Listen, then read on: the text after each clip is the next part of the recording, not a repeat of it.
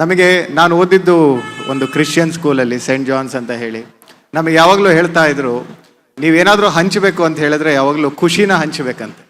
ಆ ಖುಷಿ ಯಾವುದಕ್ಕೂ ಕಾರಣಕ್ಕೂ ಯಾವ ಮನುಷ್ಯ, ಯಾವ ದೇಶದವನು, ಯಾವ ರಾಜ್ಯದವನು, ಯಾವ ಧರ್ಮದವನು, ಯಾವ ಜಾತಿಯವನು ಅಂತ ನೋಡೋದಿಲ್ಲ.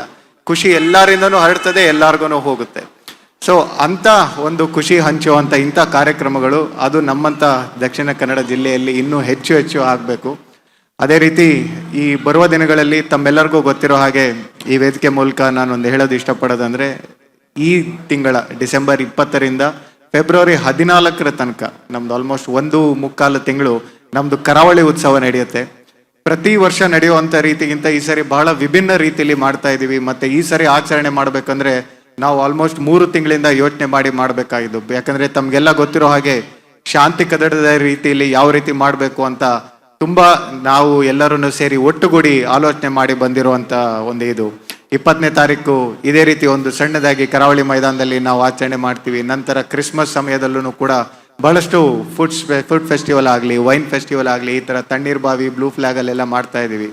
ಹಾಗೂ ಜನವರಿ 3 ಮತ್ತು 4ನೇ ತಾರೀಕು ಒಂದು ಕಾನ್ಸರ್ಟ್ ತಣ್ಣೀರ್ ಬಾವಿಲಿ ಆಗ್ತಾ ಇದ್ದೀವಿ. ತಮ್ಮೆಲ್ಲರಿಗೂ ಕೂಡ ಆಹ್ವಾನ ಕೊಡ್ತೀವಿ.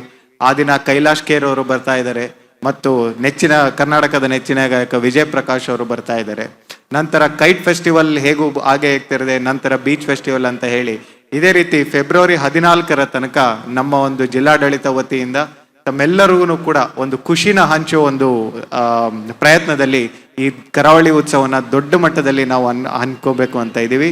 ಅದೇ ರೀತಿ ತಾವೆಲ್ಲರೂ ಭಾಗವಹಿಸೋದ್ರ ಮೂಲಕ ಇದೇ ರೀತಿ ಈ ಒಂದು ಕ್ರಿಸ್ಮಸ್ ಹಬ್ಬ, ಹೊಸ ವರ್ಷದಾಗಲಿ ಅಥವಾ ಕರಾವಳಿ ಉತ್ಸವದಾಗಲಿ ಇದೇ ರೀತಿ ಹೆಚ್ಚು ಹೆಚ್ಚು ತಮ್ಮ ಭಾಗವಹಿಸುವಿಕೆಯಿಂದ ಯಶಸ್ಸುಗೊಳಿಸಬೇಕು ಅಂತ ಈ ವೇದಿಕೆ ಮೂಲಕ ನಾನು ಹೇಳ್ತಾ ಇದ್ದೀನಿ.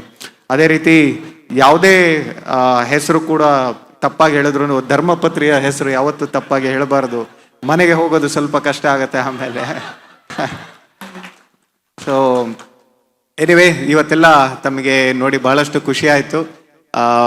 ವೇದಿಕೆ ಮೇಲಿರುವ ಎಲ್ಲ ಗಣ್ಯಮಾನ್ಯರಿಗೂ ಮತ್ತೊಮ್ಮೆ ನಮಸ್ತಾ.